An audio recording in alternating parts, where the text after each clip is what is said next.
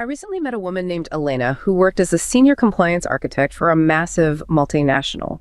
She was brilliant, organized, precise, and carried herself with the kind of quiet confidence you only see in people who have truly mastered their craft.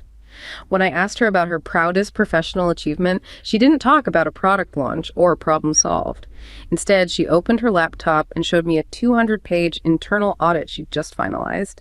It was a masterpiece of cross-referencing, footnotes, and perfectly formatted spreadsheets. She told me, with a strange glimmer of genuine pride, that this document was a comprehensive review of the previous year's audit, which itself had been a review of the procedural guidelines for future auditing. She had spent 6 months of her life perfectly documenting a cycle that produced absolutely nothing outside of its own paper trail. What struck me wasn't the futility of the task, but her total lack of frustration. Elena wasn't a victim of a broken system. She was its star performer. She had mastered the art of pushing the stone so efficiently that she'd forgotten the mountain was ever supposed to have a summit. We usually think of the Greek myth of Sisyphus as a story of tragic suffering. A man cursed to roll a boulder up a hill for eternity, only to watch it roll back down over and over. We imagine him miserable, sweating, and broken by the gods. But looking at Elena, I realize we might be misreading the legend entirely for the modern age.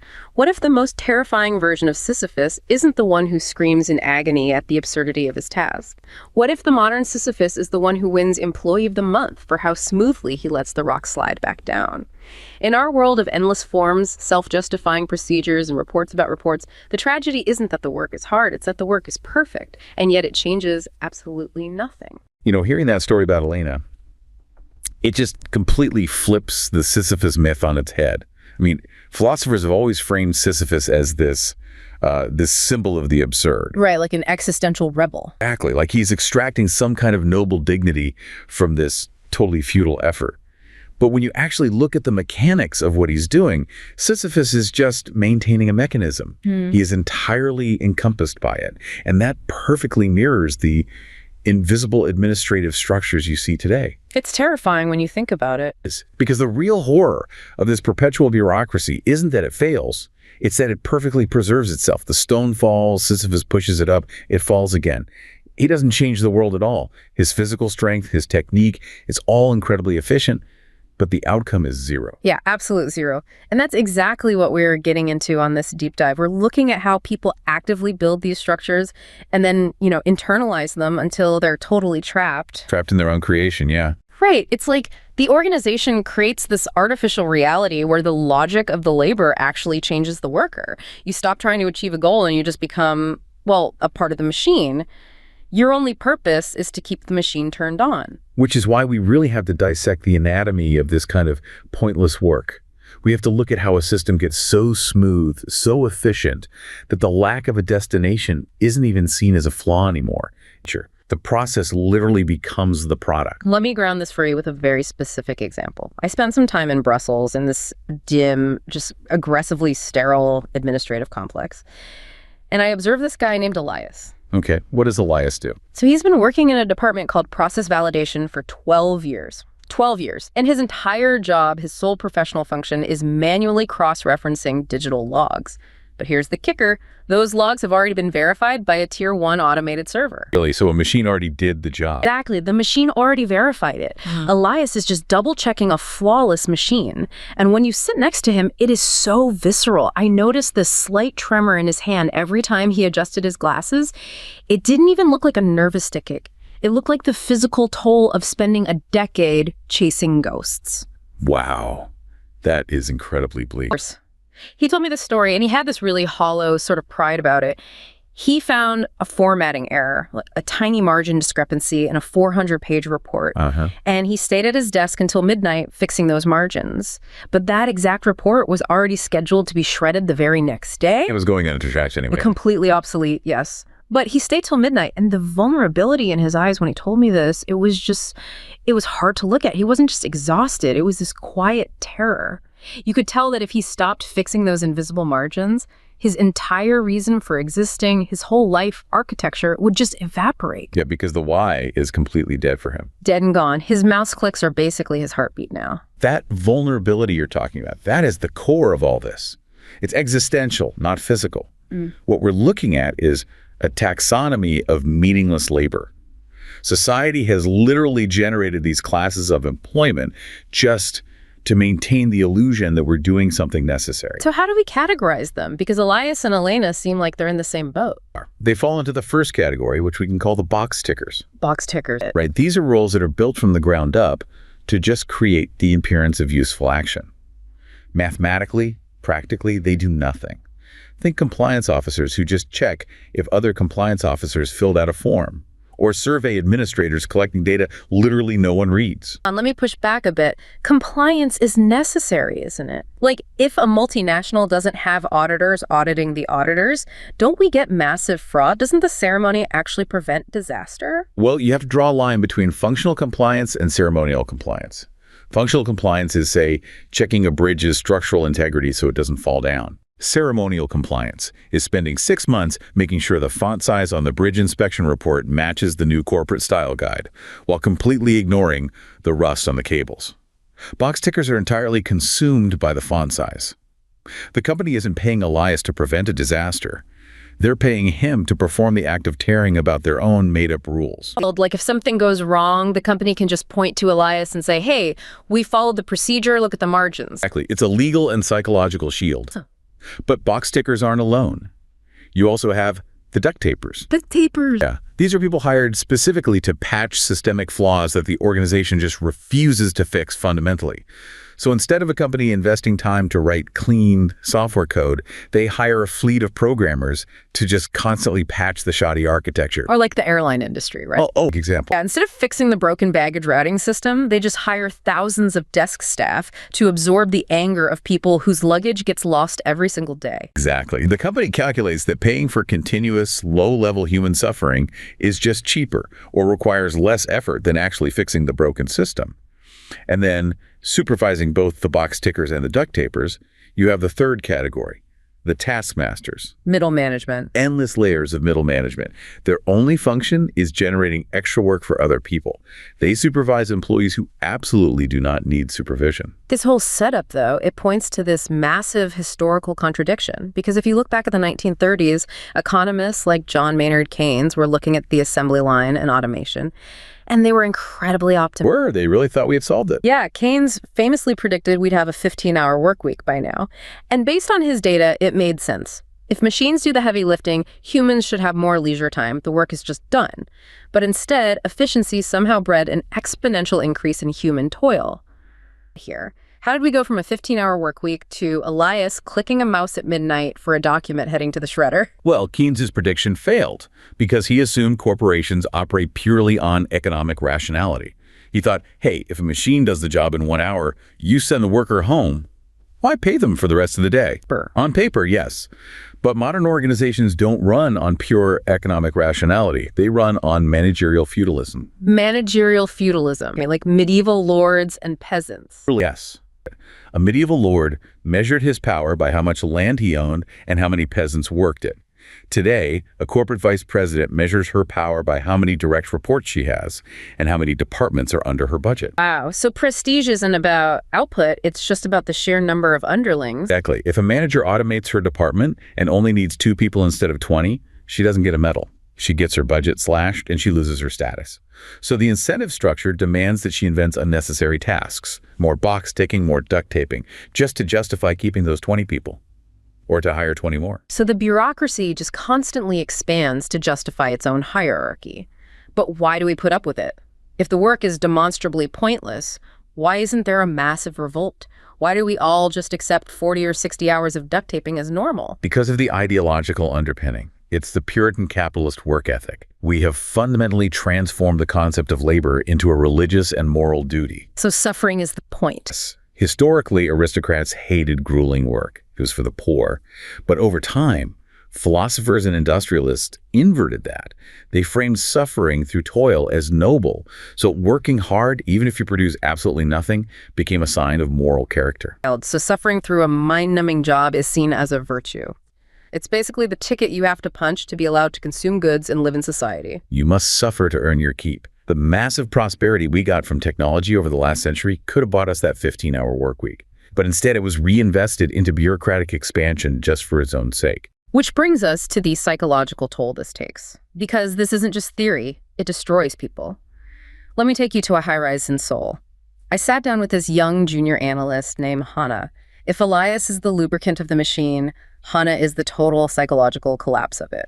Tell me about Hana's setup. So her desk was this absolute masterpiece of organized futility. She had these perfectly aligned stacks of color-coded binders, and she admitted to me that no senior executive had even requested or looked at this data in over 5 years. 5 years, just binders collecting dust. Yeah. And as we were talking, she told me about a mistake she made recently. She forgot to CC a sub-department head on this totally routine automated notification email. And she didn't just frame it as a typo or a slip-up. She described this profound, overwhelming sense of shame. She felt like it was a deep moral failing. That is the internalization of Sisyphus right there. Actually, the rock isn't a physical object she pushes at the office anymore. The rock is inside her psyche. She carries the weight of it in her mind 24/7.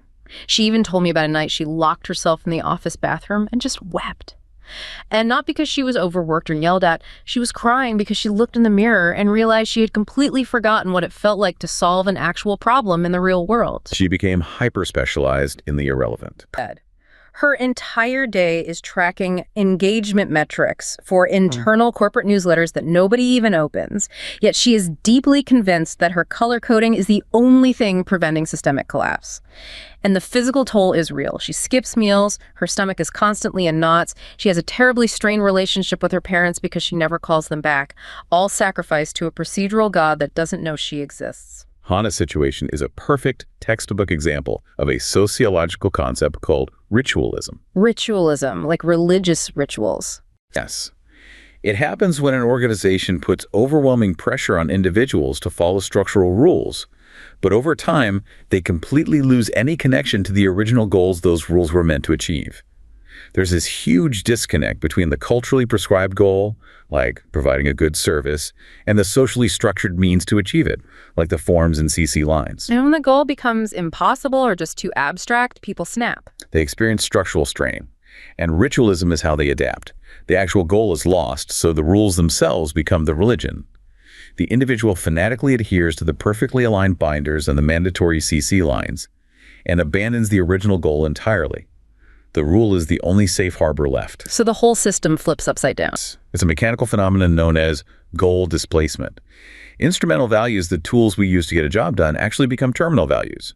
Adherence to the rules isn't a means to an end anymore. It is the end itself.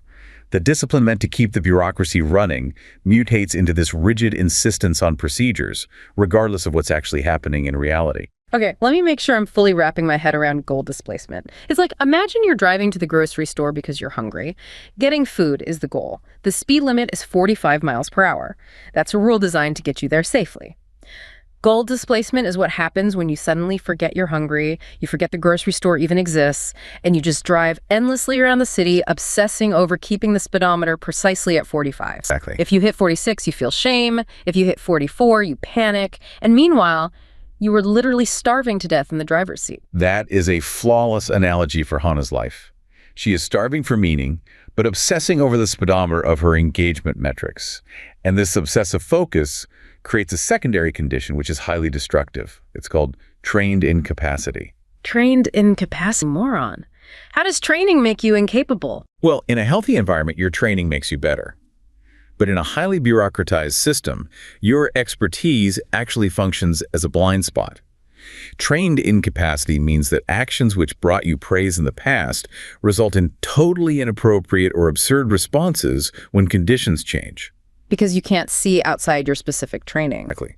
Because Hana has been trained so thoroughly to care only about formatting, she has lost the capacity to evaluate if the information has any actual value.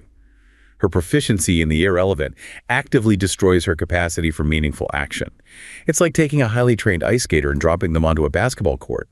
Their specialized muscle memory actually makes them perform worse than a total amateur. So her brain is rewired to ignore reality. But people aren't born like this. Organizations must actively build this psychological cage, right? How do they do it? Structural incentives. Organizations design career progression to lock you in early.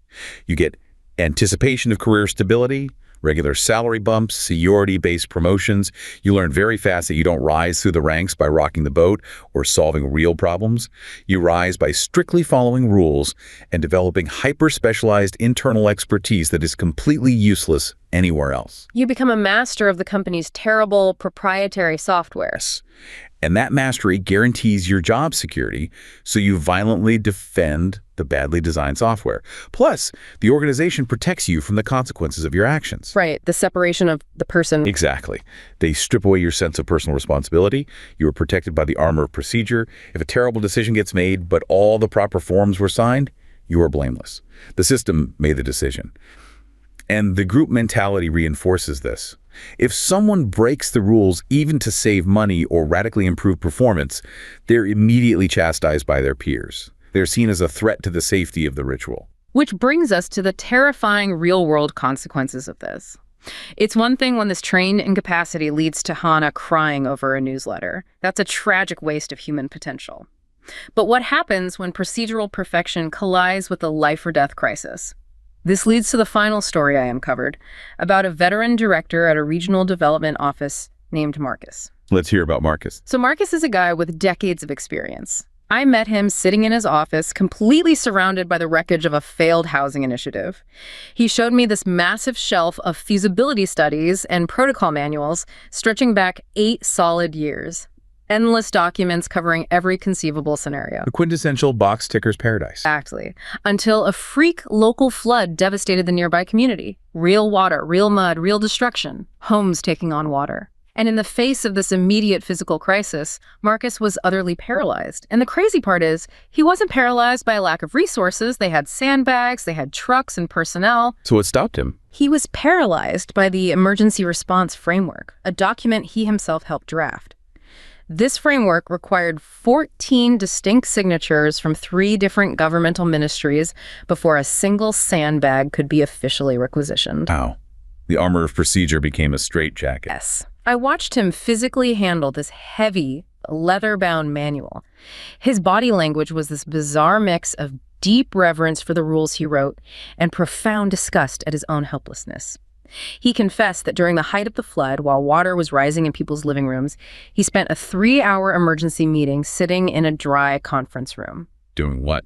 Passionately debating with other directors whether the Level 2 intervention status legally applied to the specific GPS coordinates of the disaster zone. Refining the rules while people drown. It was chilling. I could literally smell the damp earth clinging to Marcus's shoes. It was this undeniable physical reminder of the destroyed world outside his window, the world he was supposed to save, yet he was trapped in a loop of self-preservation. What Marcus experienced is the ultimate manifestation of a punishment-centered bureaucracy.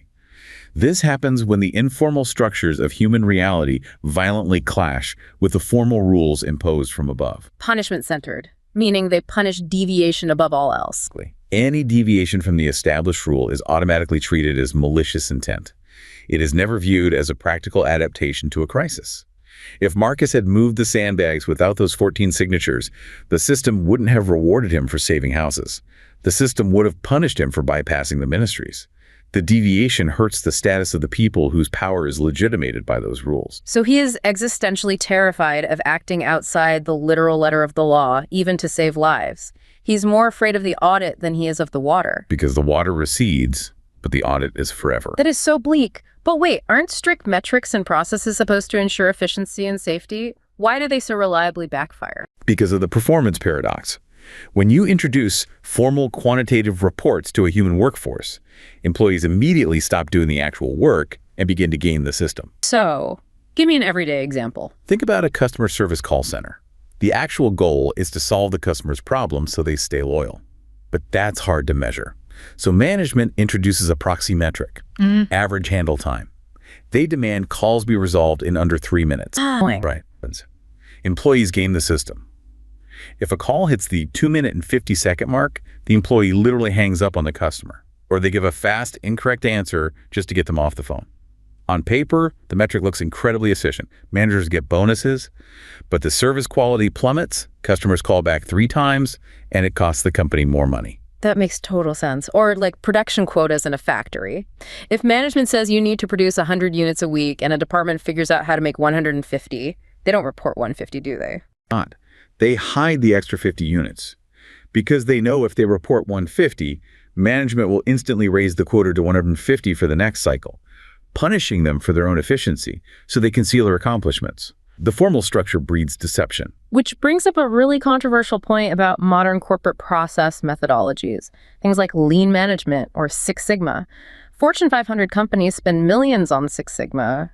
Are you saying they are part of the problem? When misapplied, and they frequently are, absolutely, those methodologies were designed for highly repetitive manufacturing, like car assembly lines, to reduce physical defects. But when you force them onto creative departments, R&D, or emergency response, they enforce a hyper-focus on purely quantitative problem solving. Every single action must be justified by an existing metric. Which completely suffocates true innovation. Yes. You cannot prove the return on investment of a completely new idea using historical data because the data doesn't exist yet. So the bureaucracy rejects the new idea, the organization stops looking outward to adapt, and obsessively looks inward, fixing microscopic procedural deviations to satisfy the Six Sigma black belts. Paralyzed by its own demand for proof. So this brings us to a really difficult crossroads. If the bureaucracy naturally breeds trained incapacity, ritualism, and the performance paradox, how does change ever occur? Do we just have to wait for a massive external shock, like a total economic collapse or a literal disaster, to break the machine? Is there any hope of fixing it from the inside? There is hope, but it almost never happens the way we think it does. It happens through a mechanism called probabilistic search. Probabilistic search. I mean, how is that different from just, normal problem solving? Well, we have this romanticized idea that executives stand in boardrooms scanning the horizon for perfect, optimal, heroic solutions. Heavily bureaucratized organizations do not do this. They only search for solutions in the immediate, localized vicinity of their current practices. And it's entirely reactive. It's only triggered when a specific problem becomes too painful or politically dysfunctional to ignore. The squeaky wheel gets the grease, basically. Exactly. And the crucial part is how the search ends. They don't keep searching until they find the best solution. They stop the very second an acceptable proximate solution is found. The moment the immediate pain stops, they institutionalize the new patch and stop innovating. Which leads directly to the mechanics of micro-innovation, because if change only happens locally, near the pain points, it's not the CEO fixing things, it's the frontline workers. I looked into how this plays out in civic administration, specifically some local government initiatives in Denver, and it totally upended my view of systemic change. Interesting. What do they do in Denver? Change there didn't come from sweeping mandates from the mayor. It came from mundane, incredibly granular, hyper-specific micro-innovations, driven entirely by the people intimately familiar with the friction of existing processes. Because the frontline workers actually feel the pain. The executive just sees the spreadsheet. Give me an example of what they changed. One striking example came from the city's morgue. Autopsy technicians had this recurring, physically exhausting problem with fingerprinting corpses. Because rigor mortis sets in, technicians were literally wrestling with bodies to get their hands positioned right for a clean print. It was undignified, it hurt the workers, and the results were inconsistent. So what was their probabilistic search? They mapped the process and standardized a highly specific procedural change. They realized that by making one precise cut to a specific tendon in the finger, the tension releases immediately. No more physical wrestling, clean prints every time. A tiny change that eliminated massive physical friction. That is a phenomenal example of exploitative learning. Let me give you another one. Administrators were looking at the certification form for minority-owned businesses. For years, it was this massive, intimidating 50-question document. It took hours to process. A frontline team literally just sat down and asked one radical question for each line. Why do we actually need this specific piece of data? And I bet they found huge redundancies. They found questions asking for data the city already had in other databases. By just eliminating the waste, they condensed the form from 50 questions to 24. They cut the bureaucratic burden in half without losing a single piece of legally required information. Breaking the cycle of ritualism, they stopped worshiping the form and remembered the actual goal. And the final Denver example is about scheduling dump truck drivers for their tests. The department had a terrible bottleneck. The administrative rule dictated that 4 applicants were scheduled for the exact same time slot. Why? Because years ago, someone assumed there would be a high no-show rate. But let me guess, they didn't actually have 4 trucks available. They only had 2. So when all 4 applicants showed up, it was chaos. 2 tested, 2 sat in a waiting room furious for hours. Or worse, if someone was late, a massive piece of heavy machinery sat totally idle. Frontline workers realized the assumption was wrong. They changed it to schedule exactly one applicant per time slot and added a simple automated text reminder. The idle machinery problem vanished overnight. What's deeply fascinating here is the paradox of bureaucratic innovation. We usually think destroying bad bureaucracy means tearing down all the rules. But the solution to bad bureaucracy is almost always more efficient bureaucracy. They use what we call meta-routines. Routines about routines. Exactly. Standardized templates for innovation, tools like process mapping or frameworks for identifying waste like the unnecessary physical motion in the morgue, or waiting times for the drivers. They dismantle and rebuild the cage they were trapped in using the tools of bureaucracy itself. As uplifting as Denver is, it feels incredibly incremental. Changing the formatting of a retention email or altering a schedule, compared to Marcus, paralyzed by 14 ministries during a flood, doesn't micro-innovation feel like putting a Band-Aid on a gunshot wound? Yes. Yeah. But we have to distinguish between exploratory learning and exploitative learning. If you demand a massive change that fixes the whole system at once, that's exploratory learning. You're inventing new paradigms. That carries massive risk, frequent failure, and threatens the established power dynamic. Right, if you tell the 14 ministries they can't approve sandbags anymore, those vice presidents lose their power and will fight you to the death. But exploitative learning micro-innovations operates under the radar. It just refines existing processes. A manager won't fight you for condensing a form because it makes their department look faster. And the cumulative effect is profoundly subversive. Subversive how? Exactly. It breaks the psychological spell of routine. But think of Sisyphus again. The repetition makes it habitual. It induces trained incapacity. It turns Hana into a weeping mechanism in the bathroom. But when a worker is empowered to map a process, identify waste, and actually change a task, it shatters the conditioning. They step outside the cycle. They stop blindly pushing the rock and actually analyze the friction of the stone against the dirt. Modifying the procedure restores human agency. It reconnects their action to a tangible outcome in reality. And that restoration of agency is the only true antidote to the despair we saw in Elias and Hana. Because when you pull all these threads together, the overarching architecture of modern organizational life is designed to separate agency from consequence. Responsibility is distributed so widely across endless departments and committees that no single person is ever actually deciding anything. Exactly. Dilution of authorship. No one owns the failures. No one owns the successes. Time just becomes this ungraspable resource, burned in coordination meetings and compliance reviews. Which brings us full circle to Elena, the compliance architect, proudly showing off her 200-page audit of an audit. The deep tragedy of the modern bureaucratic condition isn't incompetence.